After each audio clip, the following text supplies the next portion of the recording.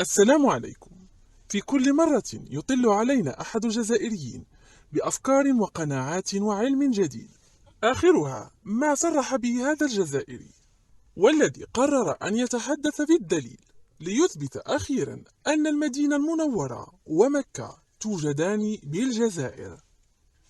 إن مكة والمدينة المنورة في الجزائر، وعندي دليل وبراهين من القرآن الكريم، وحتى ولو كان هناك باحثين في الآثار سيعرفون بأن قولي إنه قول الحق. والله العظيم والله العظيم إن مكة والمدينة المنورة في الجزائر، وهناك بلدية صغيرة في الجزائر مجاورة بجبل، وهذا الجبل مكتوب فيه مدينة. إذا جاء أحد بأن يغطي هذه الحقيقة الكبرى لا يستطيع، عليه بأن يفجر الجبل أو يمحيه. والآن مع البرهان الأول الذي يثبت بأن مكة موجودة بالجزائر، وهذا الجزائري سيفسر لنا بالتفصيل بواسطة السبورة والقلم. السلام عليكم ورحمة الله تعالى وبركاته. هذا الفيديو الزوجي. اليوم سأعطيكم برهان، أول برهان بأن مكة المكرمة في الجزائر. الجزائر فيها ولاية تسمى بسيدي بالعباس، يمر عليها واد اسمه واد مكرة، سأكتبها، انظروا جيدا.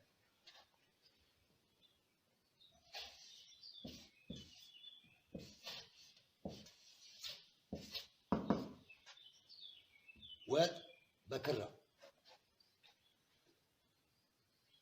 ونحن نعرف بأن اسم مكة المكرمة نكتبها كهكذا.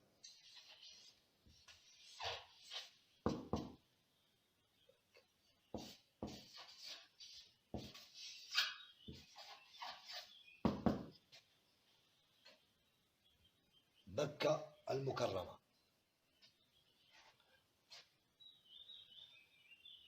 لو حذفنا الراء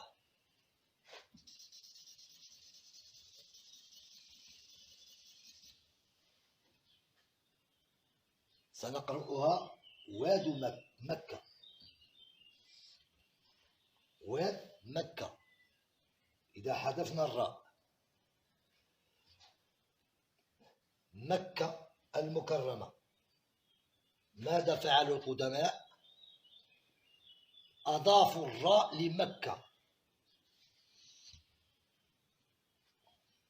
ليجعلوها مكرة، وحتى في كلمة المكرمة حذفوا الميم وجعلوها مكرة.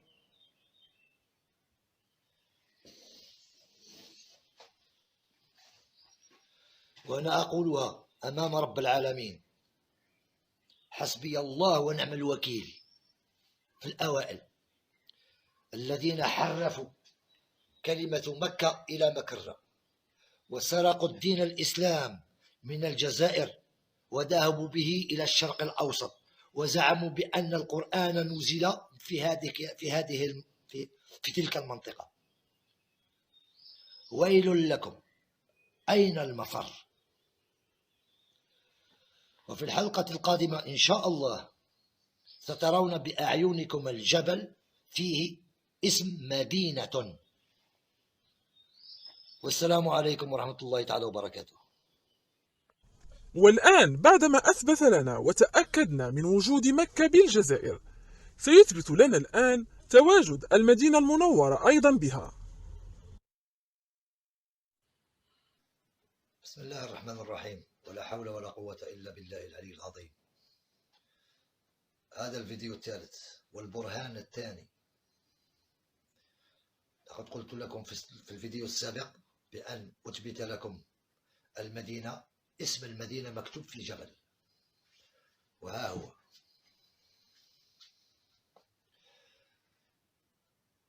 تبعوا الميم، هذه الدال، هذه الياء، وهذه النون فوقها نقطة، وهذه التاء مربوطة. مدينة. وهنا وأنا كتبت هذه هي المدينة المنورة التي كان فيها محمد عليه السلام، مكتوب مدينة في جبل. الميم، دال، الياء، وهذه النون فوقها نقطة، وهذه التاء مربوطة.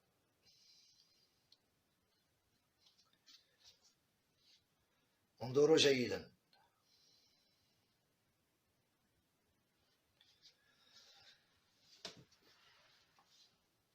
ومن بعد هذا الفيديو المقبل سأتكلم فيه ما هي اللغة الأصلية للقرآن الكريم، وستندهشون، لأن كل هذا هو الحق من عند الله سبحانه وتعالى لإعادة عزة الإسلام كما كانت في الجزائر. لا مفر من هذا. الله سبحانه وتعالى أقفل على القلوب بمدة 1400 سنة. سأعيدها. الله أقفل على القلوب 1400 سنة، يعني من بعد موت الرسول ببعض سنين، عندما سرقوا الدين الإسلام من الجزائر وذهبوا به إلى الشرق الأوسط. من هنا قفل الله سبحانه وتعالى عليه إلى يومنا هذا.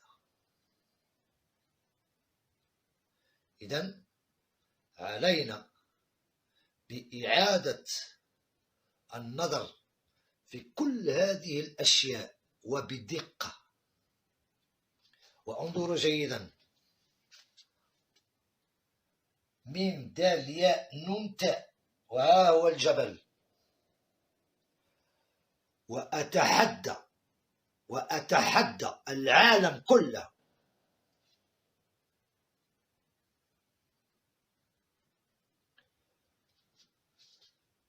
والسلام عليكم ورحمة الله تعالى وبركاته. ماذا يحصل بالجزائر؟ ومن المسؤول عن هذه المهزلة؟ سؤال لا يزال يتبادر إلى أذهان البعض، ويعرف جوابه الكثير من عقلاء الجزائر.